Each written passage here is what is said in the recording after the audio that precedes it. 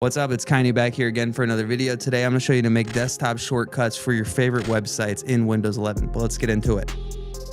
All right, so here we are on our Windows 11 desktop. What you're going to do is come down to Microsoft Edge and you're going to open it up. And then you're going to head over to whatever website you want to save as a shortcut. In this example, I'm going to use google.com.